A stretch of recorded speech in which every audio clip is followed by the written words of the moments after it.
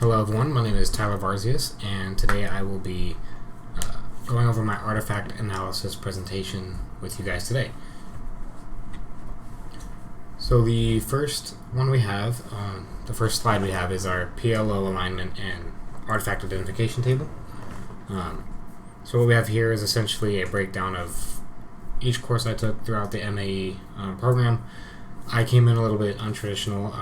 I started off as ITL with MAE, Master of Education, with my teaching credential and a focus in social emotional learning. And my life plans changed a little bit, and I transitioned from that into Master of Arts in Education without the teaching credential and just completing my master's degree. I did that last month, so I just switched over recently. So these ITL classes are fresh in my mind from I'd say about September, October, all the way till today. Full-time, non-stop. Anyways, enough of that. Into the assignments. ITL 604, 606, 608 are the first three I took. ITL 520, 22, 26, 28, and 30 all transitioned in. The first course I have, 604, it touched on PLO 2. We're going to get a little bit more into it, but this is a reference sheet for us to go back to if we need be. So for the first course, we're going to go over MAE 610. What I chose, the artifact I chose for this course was the Source Practitioner Research Study course. As you can see with the picture on the right here, it's a little screenshot of my summary for the artifact I found in that assignment. This aligns pretty well with PLO 4. It was a great way to introduce the concept to later be mastered of researching other experts in the area and their case studies that they've done and the research that they've done. Learning from it so that you can professionally grow and maybe implement it into your own practices in the future, but also so that we can, for this assignment specifically, create our own research proposal that utilizes maybe parts of that research that worked, and then kind of builds upon parts that maybe didn't work to show growth and propose a new research question, essentially. ITL 604. The artifact I chose was the Strategies and Support Identification of the Whole Class and 3 Focus Students assignment. So this course aligns pretty well with the PLO 2 because PLO 2 is for students, or us as students, education students, to be able to design learning experiences that include learner characteristics, principles of customized learning, and assessment as learning. So that's the PLO 2 that we are touching on with this assignment. This specific assignment had me analyze the background strengths and areas of improvement of 3 specific focus students and how we were going to accommodate them and maybe some strategies we could use to help them in the classroom get to the level at which we wanted them to be at with the rest of the class. As you can see here on the left, we have a little snippet of that assignment I had on hand. We looked at their current proficiencies in English, language learning, writing, reading, speaking, all that. Other knowledge, social identity, their background culturally, linguistic resources, do they have family at home that speaks English or do they not? Do they need help in that area because of that reason? Even their personal interests, things that spark their excitement so that they want to come back and keep learning. We looked at things like that, and then we summarized at the end their supports and strategies to help utilize those supports so that they can succeed in the classroom. ITL 606, the next course I took, the artifact that I chose for this one was unpacking the teacher performance expectations, or the TPEs, and reflecting on them. So this one was more about, as an educator, what should we be doing? So this assignment required me to analyze the requirements that we're going to have once we go into the educating world. We're going to have to take these TPEs are going to be important because our educating administrators are going to make sure that we are up to that standard.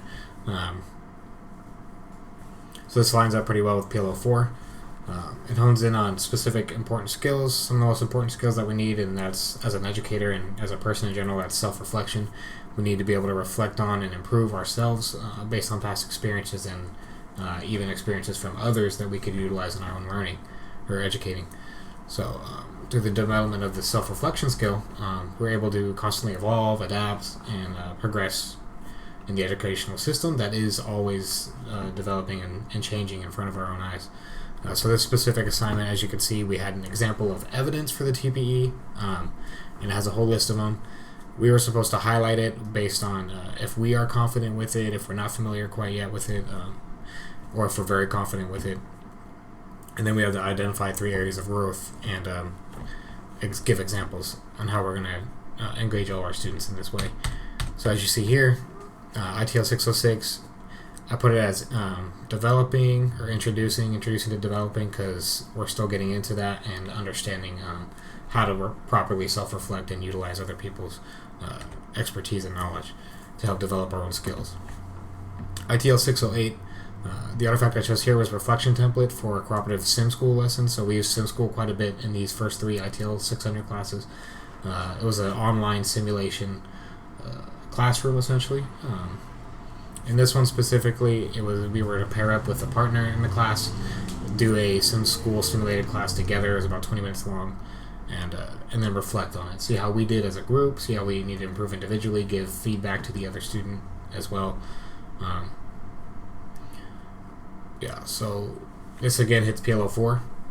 Self-reflection, being able to reflect on others, maybe gather things from others, because I was able to see with my partner some things that they did that maybe I could bring into my own class when I have one in the future, or what I could have done differently in the sim school test, so that she could, that she had, that I could bring into my own test that would have improved my score, because it was a score system at the end of it based on how the kids learned or their attitude and things like that. Sim school is really good because it focused on classroom management, lesson design, cooperative teaching, things like that. So it was a really good way to introduce and develop that skill as well. Further develop what we were already building on in 606. So for 520, the artifact I chose there was analyzing academic texts. So this one focused on PLO 3. Essentially what that is how are we going to utilize our resources and research other educators' experience and work so that we can adapt to different environments. This is pretty relevant because right now we've had to focus on a digital environment. Pretty much my entire time at National, we've had to focus on being in an online teaching format, and my own experiences, shadowing under other teachers, and my own experience at NU as an educator, as a student. So there was a lot of correlation in the classes I was taking when that pertained to this particular skill, because we really needed to know how to do it. So this assignment specifically allowed for me to search academic tests, break them down, unpack them, and determine how I could integrate those practices I learned into the classroom, and how to properly do it with this new environment. 522, this is where we really started getting into, okay, here's how you create lesson plans, and let's execute them. So as you see here on the left, stage 1 planning. So this is where we first started to plan our learning map for how we were going to educate the students on a specific California standard in our subject. So I'm science, life sciences specifically. High school, grade 10 is what I chose. The academic standard I selected had to do with evolution, mutation, things like that, natural selection, pretty much Darwin's theory, evolution in a nutshell, honestly. This helped to develop PLO 1, PLO 2 at the same time, because not only did I have to create this idea of a lesson plan, or at least create the skills, goals, and the knowledge.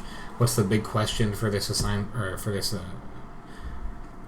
for this lesson for the students to understand? But I also had to think about how I was going to implement that in the actual lesson when I'm giving it to the students on the day of practice. Creating goals also for the class and for myself. As you can see here on the left, the goal we have is students can identify conditions required for adaptation in a species population, as well as determine whether a population may undergo speciation given their specific set of adaptation conditions. So that was my own personal student learning goal I had to create, and then I'm going to create the lesson around that goal that I wanted the students to achieve or to understand. Going into 526, these classes were 1 and 2, like they were combined. It was essentially a 2-month-long course split into 2. So for this one, we actually created the lesson plan itself and later integrated it. So this is the actual lesson plan versus just the idea of what I wanted to do for the lesson plan, if that makes sense. This is called the lesson plan template, as you can see. It was similar to the previous course, but it was more of a sharpening of the skills of PLO 1 and PLO 2. Not only was I designing this lesson plan in more detail and using both digital and traditional resources available to me, but I was also integrating it in how I was going to create that lesson and how I was going to deliver that lesson exactly. So I went minute by minute and created an 85-minute plan on educating these students about global warming and rising temperatures. I switched the content I wanted to teach there. I just thought it was a little more, I wanted to switch it up. So using teaching methods I had learned in my previous courses based on the research that we were doing. So that was a great first initial dive into creating a lesson plan and actually integrating that lesson plan. So ITL 528 was great because it allowed me to fully master PLO 1, PLO 2, and to further develop and almost master my PLO 3 skills. This was one of my favorite courses I took at National. It was completely focused on being in a digital setting, using the skills you had learned and transforming them into a digital skill and advancing education in non-traditional environments, which is what we were going through with COVID. So we had to create a 5-day lesson plan. That's what this assignment was. Create a 5-day lesson plan to educate students on a California standard while keeping 3 focus students in mind with accommodations as well. So we had to have the 3 focus students, we had to have the entire lesson, and how we were going to break it down minute by minute for 5 days.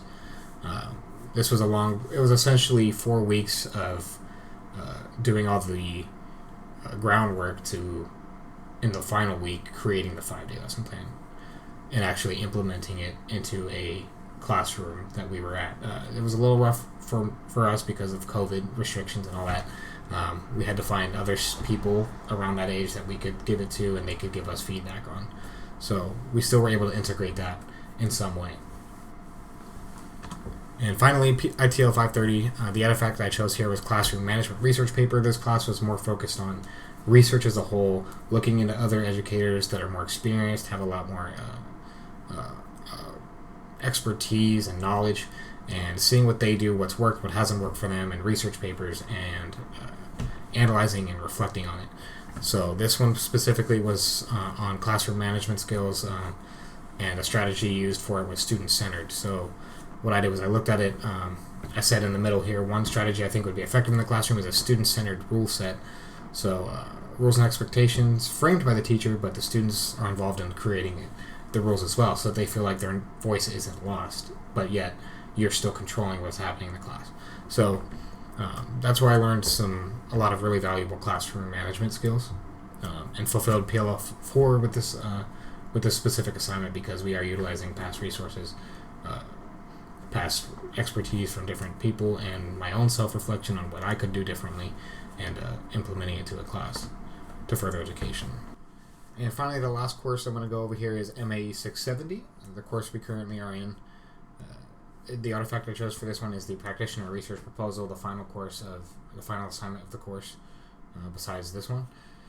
It was for us to write a new research proposal using 5 articles that we had found previously that tied into our research proposal question that we had, and to utilize parts of those that maybe we could use in our own research proposal that we were proposing.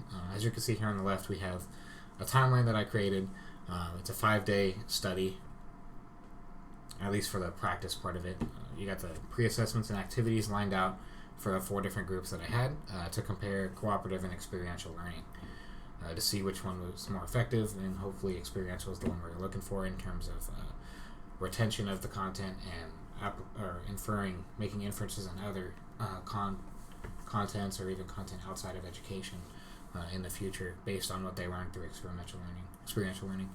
So thought that was a great way to master that concept. The paper was about 10 pages long.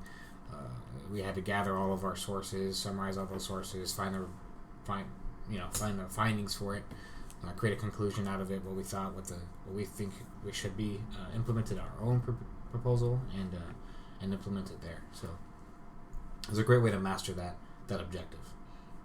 So thank you all for watching. I really appreciate it.